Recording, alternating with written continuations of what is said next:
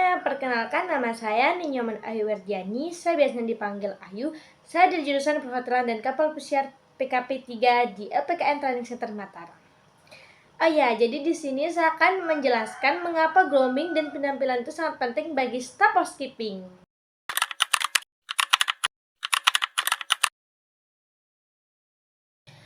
Menjaga grooming dan penampilan jadi housekeeping itu merupakan aspek fundamental dalam profesi housekeeping. Karena staf berperan sebagai wajah dan representasi hotel di mata tamu.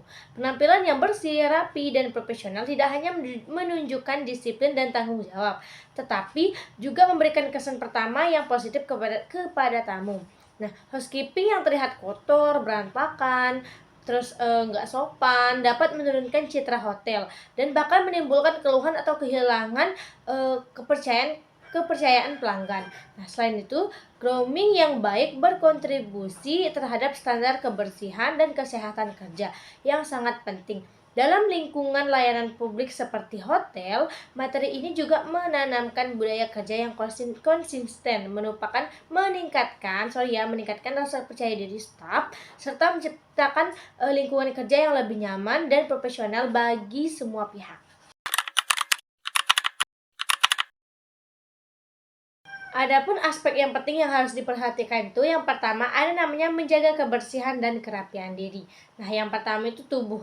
Kita tuh harus mandi setiap hari sebelum bekerja, menggunakan deodoran untuk menghindari bau badan. Nah, yang kedua, rambut. Rambut tuh harus rapi, bersih, dan tidak terurai ataupun menutupi wajah.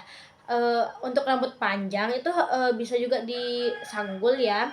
Nah, kemudian yang ketiga kuku. Kuku tuh harus pendek dan tidak dicat mencolok. Nah, yang terakhir itu ada wajah. Wajah itu bebas minyak dan riasan yang berlebihan.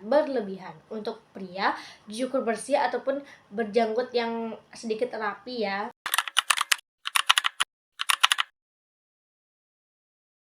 Nah, aspek yang kedua itu ada namanya menggunakan seragam sesuai standar hotel. Nah, jadi seragam housekeeping dirancang agar terlihat profesional, nyaman digunakan, dan mendukung mobilitas kerja. Nah, beberapa aturan umumnya itu seperti seragam lengkap, seperti kemeja atau celana atau rok lah, apron jika diwajibkan, dan name tag. Nah, kondisi seragamnya itu bersih, disetrika rapi, tanpa noda ataupun sobekan. Nah, yang ketiga ada namanya sepatu kerja. Nah, tertutup, warnanya netral, nggak terlalu mencolok. Biasanya itu seperti hitam ya, terus anti selip dan selalu bersih.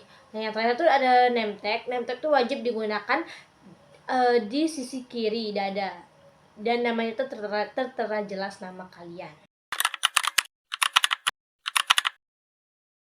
Nah, yang terakhir itu aspek terakhir yang perlu diperhatikan ada namanya menjaga etika dan sikap tubuh saat bertugas. Nah, hal yang perlu diperhatikannya itu postur tubuh tuh harus tegap, berdiri dan berjalan dengan tegap dan tenang. Terus ekspresi wajah tuh ramah, sopan, tidak cemberut, harus tersenyum. Nah, yang ketiga bahasa tubuh. Tidak menyilangkan tangan, tidak bersandar sembarangan, dan tidak menguap di depan tamu. Nah, yang terakhir etika kerja, memberi salam kepada tamu, meminta izin sebelum masuk ke kamar, berbicara dengan suara pelan dan sopan.